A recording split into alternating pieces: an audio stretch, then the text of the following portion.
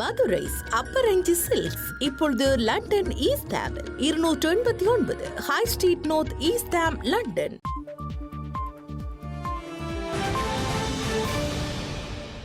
வணக்கம், இது ஐபிசி தமிழின் செய்தி நேரம். முதலில் தலைப்புச் செய்திகள்.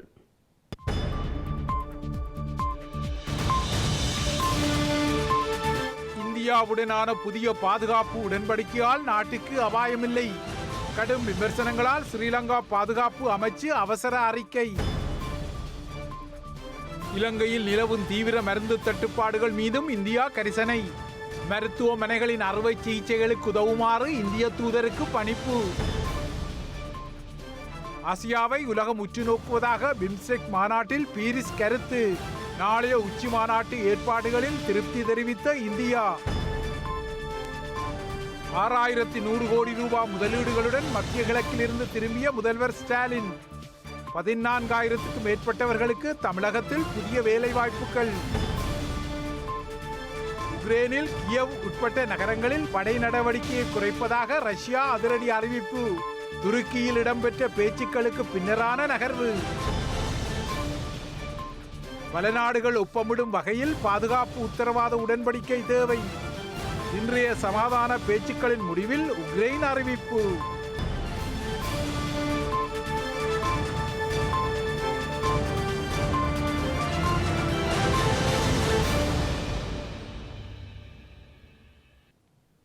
இனி விரிவான செய்திகள்.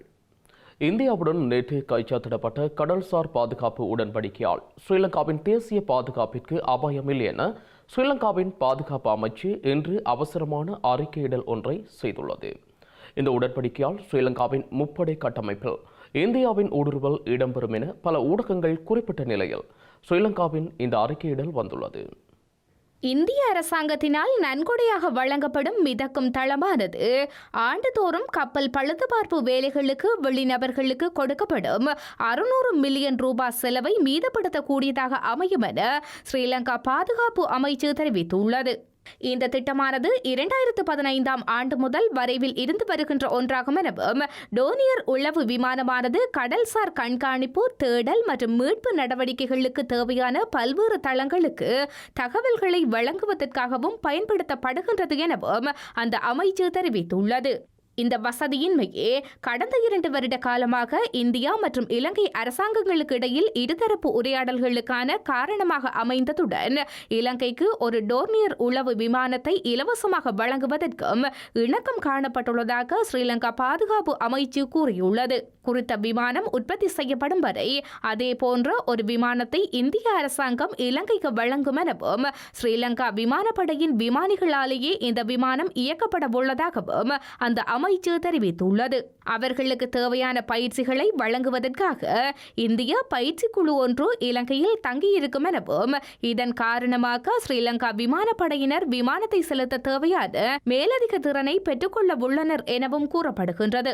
இந்த ஒப்பந்தங்கள் இலங்கையின் கடல்சார் பாதுகாப்பை மேலும் வலுப்படுத்த உதவியாக அமைவதுடன் பாரிய செலவையும் குறைக்கும் என சுட்டிக்காட்டப்பட்டுள்ளது. மேலும் இந்திய அரசாங்கத்தின் 6 மில்லியன் அமெரிக்க டாலர் நிதியுதவியுடன் கொழும்பில் கடல்சார் மீட்பு ஒருங்கிணைப்பு மையம் ஒன்றை நிறுவுவதற்கான முன்மொழிவுக்கு அமைச்சரவை அனுமதி வழங்கியுள்ளது. இந்த 3 ஒப்பந்தம் கைச்சாத்திடப்படுவதற்கு முன்னர் ஸ்ரீலங்கா பாதுகாப்பு அமைச்சு, சட்டமா அதிபர் திணைக்களம் உள்ளிட்ட அதனுடன் தொடர்புடைய ஏனைய அரச நிறுவனங்களுடன் தொடர்புகளை மேற்கொண்டு உரிய நடைமுறைகளை பின்பற்றப்பட்டதாகவும் பாதுகாப்பு அமைச்சினால் வெளியிடப்பட்ட அறிக்கையில் தெரிவிக்கப்பட்டுள்ளது. எனவே உட்கட்டமைப்பு மற்றும் ஆளணி மேம்பாடு ஆகியவற்றுடன் தொடர்புடைய பொருளாதார மற்றும் பாதுகாப்பு நன்மைகளை தவிர ஒரு இறையாண்மை உள்ள நாடான இலங்கையின் தேசிய பாதுகாப்பிற்கு எந்தவிதமான ஆபத்தும் ஏற்படாது என ஸ்ரீலங்கா பாதுகாப்பு அமைச்சு உறுதியளித்துள்ளது. இலங்கையில் தங்கியுள்ள இந்திய வெளியுறவு அமைச்சர் எஸ் ஜெய்சங்கர் இன்று 2வது நாளாகவும் முஸ்லிம் தரப்பு உட்பட அரசியல் பிரமுகர்களை சந்தித்து கலந்துரையாடல்களை மேற்கொண்டுள்ளார். பிம்ஸ்டெக் அமைச்சர்கள் மற்ற அமர்வினை அடுத்து முன்னாள் பிரதமர் ரணில் விக்ரமசிங்கவை இன்று சந்தித்து கலந்துரையாடியுள்ளார். இந்தியாவால் இலங்கைக்கு வழங்கப்படும் பொருளாதார ஆதரவு குறித்து இரு தரப்பினரும் கலந்துரையாடியுள்ளனர். அத்துடன் ஸ்ரீலங்கா முஸ்லிம் காங்கிரசின் தலைவர் ரவூப் ஹக்கீமை சந்தித்து இலங்கையின் பொருளாதார நிலைமைகள் குறித்து பேச்சுவார்த்தை நடத்தியுள்ளார். மேலும் 1990 சுபசரிய நோயாளர் காப்புவண்டி சேவையினையும் அறிமுகப்படுத்திய ஸ்ரீலங்கா நாடாளுமன்ற உறுப்பினர் கலாநிதி ஹர்ஷ டி சில்வாவையும் ஜெய்சங்கர் சந்தித்து பேச்சுவார்த்தை நடத்தியுள்ளார். இன்று பிற்பகல் ராஜகிரியவில் உள்ள 1990 தலைமையகத்தில் இந்த விசேட கலந்துரையாடல் இடம்பெற்றுள்ளது. இதன்போது இந்தியாவின் உதவியுடன் ஆரம்பிக்கப்பட்ட 1990 நோயாளர் காப்புவண்டி சேவையின் தற்போதைய நிலை குறித்து மிகவும் மகிழ்ச்சி அடைவதாக இந்திய அமைச்சர் ஜெய்சங்கர் தெரிவித்தார்.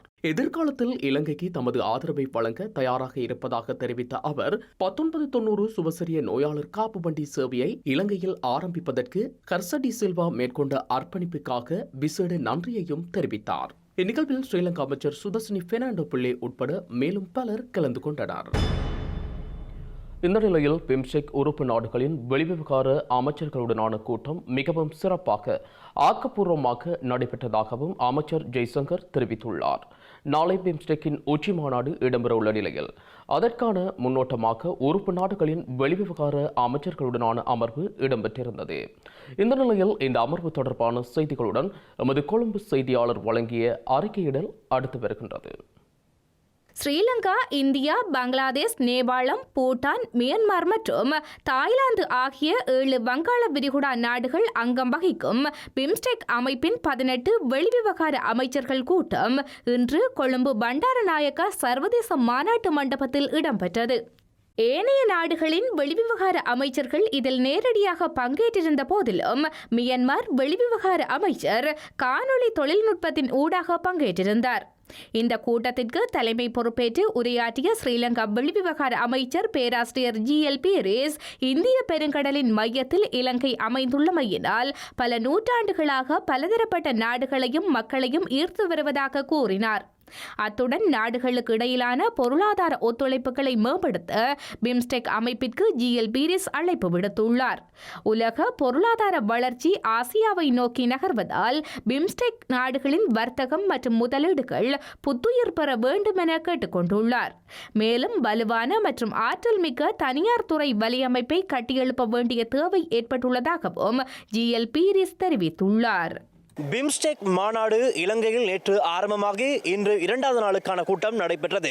இந்த கூட்டத்தில் பிம்ஸ்டெக் மாநாட்டின் அங்கத்தவ நாடுகளின் வெளி விவகார அமைச்சர்களுக்கான கூட்டம் தான் இன்று இடம்பெற்றது. இந்த கூட்டமானது கொழும்பு பண்டாரநாயக்க ஞாபகார்த்த சர்வதேச மாநாட்டு மண்டபத்தில் இன்று இடம்பெற்றது. இந்த கூட்டத்தில் இலங்கை, இந்தியா, பூட்டான், நேபாளம், மியான்மர் மற்றும் தாய்லாந்து உள்ளிட்ட 7 நாடுகளின் வெளிவிவகார அமைச்சர்கள் கலந்து கொண்டனர். நாளைய தினம் இடம்பெறவுள்ள பிம்ஸ்டெக் மாநாட்டின் அரசு தலைவர்களுக்கான கூட்டத்தில் இலங்கை ஜனாதிபதி கோட்டாபே ராஜபக்ச அவர்கள் தலைமை தாங்க உள்ளார். IBC தமிழ் செய்திகளுக்காக ஒளிப்பதிவாளர் அருளுடன் நான் டில்ஷான் வின்சன். இலங்கையில் ஏற்பட்டுள்ள பொருளாதார நெருக்கடியை தீர்க்கும் வகையில் ஸ்ரீலங்கா அரசாங்கம் பங்களாதேஷிடமிருந்து மேலும் 250 மில்லியன் அமெரிக்க டாலர் கடன் கோரியுள்ளது. இந்தியாவிடமிருந்து மேலும் $1 பில்லியன் அமெரிக்க டாலர் கடனை கோரியிருந்த நிலையில் ஸ்ரீலங்கா அரசாங்கம் பங்களாதேஷிடம் கடன் கோரியுள்ளது. இலங்கையில் இடம்பெறும் பிம்ஸ்டெக் மாநாட்டில் பங்கேற்பதற்காக பங்களாதேஷ் வெளியுறவு அமைச்சர் AK அப்துல் மொமன் ஸ்ரீலங்கா சென்றுள்ளார். இந்த நிலையிலேயே பங்களாதேஷ் வெளிவிவகார அமைச்சரிடம் ஸ்ரீலங்கா கடன் கோரிக்கையை முன்வைத்துள்ளது. 2021 ஆண்டில் பங்களாதேஷ் வங்கி இலங்கைக்கு நீடிக்கப்பட்ட $200 மில்லியன் அமெரிக்க டாலர் நாணய பரிமாற்றத்தின் பின்னணியில் $250 மில்லியன் அமெரிக்க டாலர் நாணய பரிமாற்றத்திற்கான கோரிக்கை விடுக்கப்பட்டுள்ளது. பங்களாதேஷிடம் இருந்து இலங்கை 3 தவணைகளில் கடன் வசதியை பெற்றுள்ளது. அந்த வகையில் 2021 ஆகஸ்ட் 19 நாணய பரிமாற்ற ஒப்பந்தத்தின் கீழ் முதல் தவணையாக $50 மில்லியன் அமெரிக்க டாலர்களை பங்களாதேஷ் வங்கி வழங்கியது. 2வது தவணை தொகையான $100 மில்லியன் அமெரிக்க டாலர்கள் 2021 ஆகஸ்ட் 30 வழங்கப்பட்டதுடன் மேலும் $50 மில்லியன் அமெரிக்க டாலர் மதிப்புள்ள இறுதி தவணை 2021 செப்டம்பர் 21 அன்று வெளியிடப்பட்டமை குறிப்பிடத்தக்கது. இலங்கை தொடர்பில் சர்வதேச நாணய நிதியம் வெளியிட்டுள்ள அறிக்கையை நாடாளுமன்றத்தில் சமர்ப்பிப்பதற்கு ஸ்ரீலங்கா அமைச்சரவை அனுமதி வழங்கியுள்ளது. அத்துடன் எதிர்வரும் ஏப்ரல் 5 மற்றும் 8 இடையில் குறித்த அறிக்கை மீதான விவாதம் நடத்தவும் அரசாங்கம் தீர்மானித்துள்ளது. சர்வதேச நாணய நிதியம் இலங்கை தொடர்பிலான தமது அறிக்கையை கடந்த 25 வெளியிட்டுள்ளது. இந்த நிலையில் குறித்த அறிக்கை தொடர்பில் நாடாளுமன்றத்தில் உடனடியாக விவாதம் நடத்தப்பட வேண்டும் என ஐக்கிய தேசிய கட்சியின் தலைவர் ரணில் விக்ரமசிங்க வலியுறுத்தியிருந்தார். குறித்த அறிக்கை தொடர்பில் தற்போதைய ஸ்ரீலங்கா அரசாங்கம் தனது திட்டத்தை முன்வைப்பது மிகவும் முக்கியமானது எனவும் அவர் சுட்டிக்காட்டியிருந்தார்.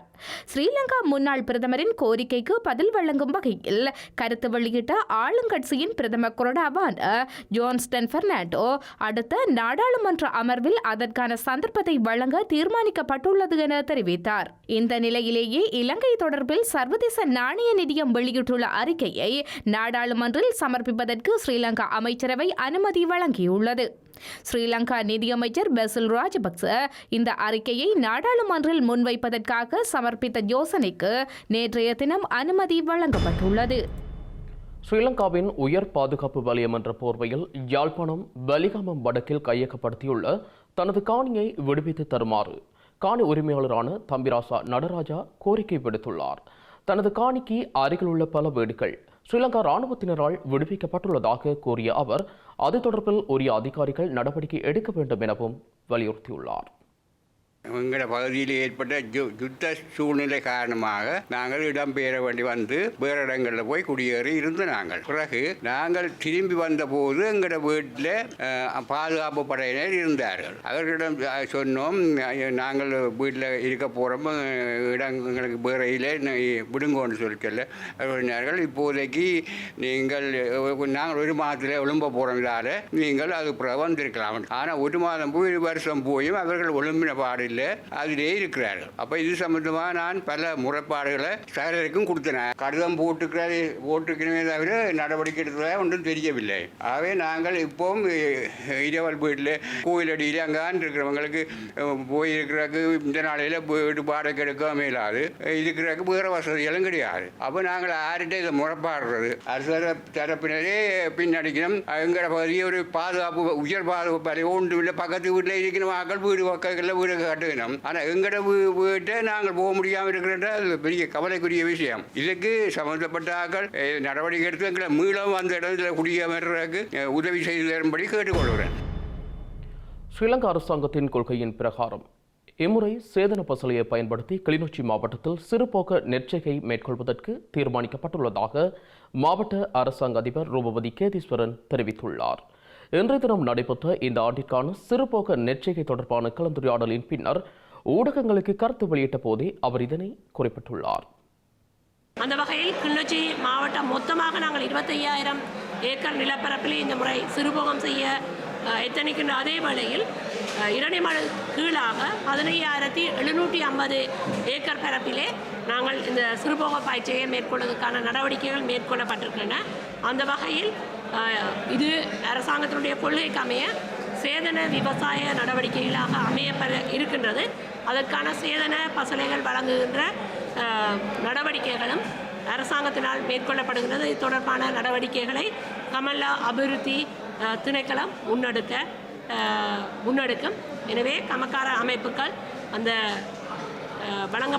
தங்களுக்கு வழங்கப்பட்டிருக்கின்றதான அறிவுறுத்தல்களுக்கு அமைய சிறப்பான விதத்திலே இம்முறை தங்களுடைய சிறுபோக பயிற்சியை மேற்கொண்டு அதியுச்ச பயனை பெறுவதற்காகவும் நாங்கள் நடவடிக்கை மேற்கொண்டிருக்கோம். அவ்வாறு நடைபெற அவர்களுக்கான வாழ்த்துக்களையும் தெரிவித்து கூட்டத்தை நிறைவு செய்கிறோம். இலங்கையில் தற்போது வாகன விபத்துக்கள் அதிகரித்து வரும் நிலையில் தலைக்கவசம் இல்லாமல் உந்துருளிகளை செலுத்துவதால் ஏற்படும் விபத்துக்களை தடுப்பதற்கான முன்மாதிரியான ஒரு பொறிமுறை ஒன்றை யாழ்ப்பாணத்தை சேர்ந்த வாகன திருத்துனர் ஒருவர் வடிவமைத்துள்ளார். கடந்த 5 வருடங்களுக்கு மேலாக முயற்சி செய்து தற்போது இதனை வெற்றிகரமாக நிறைவு செய்துள்ளதாக அவர் மகிழ்ச்சி வெளியிட்டுள்ளார். 30 வருடங்களாக மோட்டார் வாகன திருத்துனராக இருக்கும் யாழ்ப்பாணம் கொழும்புத்துறை பகுதியைச் சேர்ந்த எட்வின் மொரிஸ் என்பவரே இந்த பொறிமுறையை வடிவமைத்துள்ளார். இதன்படி தலைக்கவசம் அணிந்து அதில் உள்ள கொலுக்கிகளை உரிய வகையில் அணிந்தால் மாத்திரமே உந்துருளிகள் இயங்குமாறு அந்த பொறிமுறையை வடிவமைத்துள்ளார். அத்துடன் தலைக்கவசத்தின் கொலுக்கியை கலட்டும் போது உந்துருளிகள் இயங்காத வகையில் வடிவமைக்கப்பட்டுள்ளது. தலைக்கவசம் அணியாமல் ஏற்படுகின்ற மோட்டார் வாகன விபத்துக்களை தவிர்ப்பதற்காகத்தான் இதனை 5 வருடங்களுக்கு மேலாக முயற்சி செய்ததாகவும் தற்போது இதனை வெற்றிகரமாக செய்ய முடிந்ததாகவும் அவர் தெரிவித்துள்ளார். ஹெல்மெட்டு போட்டால் தான் பைக் ஸ்டார்ட் ஆகும் என்ற ஒரு இது கனகாலமாக நினைச்சேன்னா கூடின இதில் பார்த்தா சில பேர் வீதியில் ஹெல்மெட் போடாமையும் போய் போகிறீங்க. அப்போ அது விபத்துகள் வந்தால் வீழ்ச்சியம் எல்லாம் பெறுது. அப்போ அதுக்காக நான் இது ஹெல்மெட் போட்டால் தான் ஷார்ட் பேரணும் என்ற ஒரு இதை வச்சு யோசித்து ரிமோட்டை செட் பண்ணி செய்தேன். இப்போ இது வந்து என்னுடைய பைக்குக்கு தான் நான் செய்துட்டுருக்கேன். என்னுடைய தலைக்கவசம் என்னுடைய பைக்கும் இது எல்லா பைக்குக்கும் பொருந்தக்கூடிய மாதிரி அதை மாற்றணும்னு யோசிக்கிறேன். அதேவேளை ஏனைய உந்துருளிகளுக்கும் இந்த பொறிமுறையை மேற்கொள்ளும் போது விபத்துக்களை குறைக்க முடியும் எனவும் நம்பிக்கை வெளியிட்டுள்ளார். மேலும் சில உள்நாட்டு செய்திகள் தொடர்கின்றன.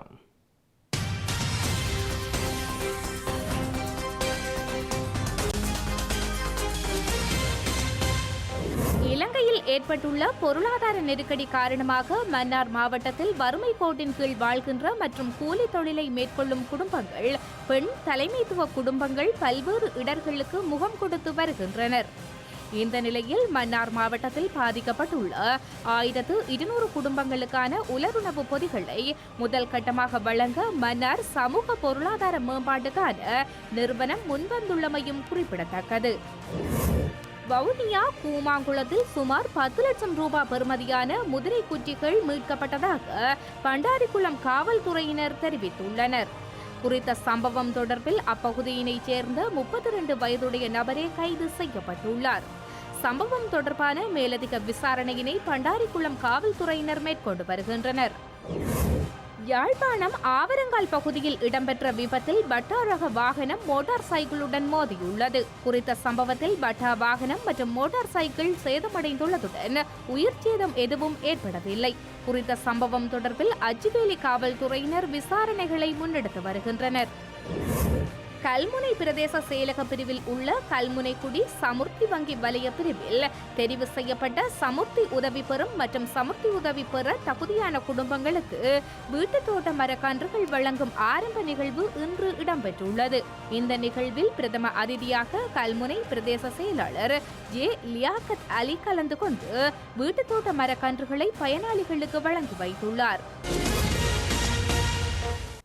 தமிழகத்தைச் சேர்ந்த 14 வயதுடைய சிறுவன் தனுஷ்கோடி முதல் இலங்கையின் தலைமன்னார் மற்றும் தலைமன்னார் முதல் தனுஷ்கோடி அரிச்சல் முனை வரையிலான பாக்கியல சந்தி கடல் பகுதியை நீந்தி புதிய சாதனை படைத்துள்ளார். தனுஷ்கோடி அரிச்சல் முனை முதல் இலங்கை தலைமன்னார் வரை நீந்தி கடந்து பின் தலைமன்னாரிலிருந்து தனுஷ்கோடி அரிச்சல் முனை வரை பாக்யல சந்தி கடற்பகுதியை நீந்தி கடப்பதற்காக கடந்த மாதம் டெல்லியில் உள்ள வெளியுறவுத்துறை, பாதுகாப்புத்துறை அமைச்சகங்கள் மற்றும் இலங்கை தூதரகத்திற்கு அனுமதி கோரி 14 வயதுடைய சினேகன் கடிதம் அனுப்பியிருந்தார். இந்திய இலங்கை இருநாட்டு அனுமதியும் கிடைத்த நிலையில் குறித்த சிறுவன் சினேகன் நேற்று மதியம் 2 மணிக்கு தனுஷ்கோடி அரிச்சல் முனை கடலில் நீந்த ஆரம்பித்து இரவு 9:55 இலங்கை தலைமன்னாரை 7 மணி 55 நிமிடங்களில் நீந்தி கடந்து சாதனை படைத்தார். பின்னர் அங்கிருந்து 10:30 புறப்பட்டு இன்று செவ்வாய்க்கிழமை காலை 9:45 தனுஷ்கோடி அரிச்சல் முனையை சென்றடைந்தார். சிறுவன் சினேகன் 19 மணித்தியாலம் 45 நிமிடத்தில் பாக்யல சந்தி கடலை இருவழி நீந்தி கடந்து சாதனை படைத்துள்ளார். கடந்த 1974 ஆண்டு இலங்கையைச் சேர்ந்த VS குமார் ஆனந்த் முதல் முறையாக தலைமன்னார் முதல் தனுஷ்கோடி, மீண்டும் தனுஷ்கோடி முதல் தலைமன்னார் வரை 51 மணி நேரத்தில் நீந்தி கடந்து சாதனை படைத்தார். அவரைத் தொடர்ந்து 2021 ஆண்டு இலங்கையைச் சேர்ந்த ரேசன் அபேசுந்தர தலைமன்னார் முதல் தனுஷ்கோடி, பின்னர் தலைமன்னார் வரை 28 மணி நேரம் 19 நிமிடத்தில் நீந்தி கடந்து சாதனை படைத்தார். இந்நிலையில் இந்தியாவை சேர்ந்த சினேகன் முதல் முறையாக 19 மணி நேரம் 45 நிமிடத்தில் நீந்தி கடந்து சாதனை படைத்துள்ளார். செய்திகளின் நிறைவாக மீண்டும் தலைப்புச் செய்திகள்.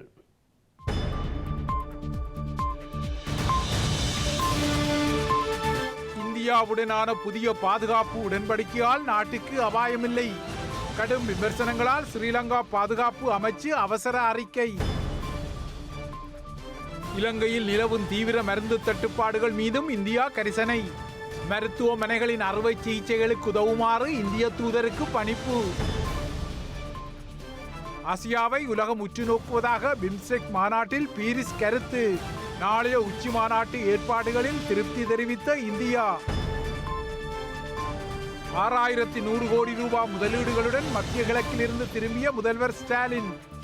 14000க்கும் மேற்பட்டவர்களுக்கு தமிழகத்தில் புதிய வேலைவாய்ப்புகள். உக்ரைனில் கியவ் உட்பட்ட நகரங்களில் படை நடவடிக்கையை குறைப்பதாக ரஷ்யா அதிரடி அறிவிப்பு. துருக்கியில் இடம்பெற்ற பேச்சுக்களுக்கு பின்னரான நகர்வு. பல நாடுகள் ஒப்பமிடும் வகையில் பாதுகாப்பு உத்தரவாத உடன்படிக்கை தேவை. இன்றைய சமாதான பேச்சுக்களின் முடிவில் உக்ரைன் அறிவிப்பு. இத்துடன் ஐபிசி தமிழின் செய்தி நேரம் நேரலை நிறைவடைகின்றது. உடனுக்குடன் செய்திகளை அறிந்து கொள்ள ibctamil.com என்ற எமது இணையதளத்தை பார்வையிடுங்கள். வணக்கம்.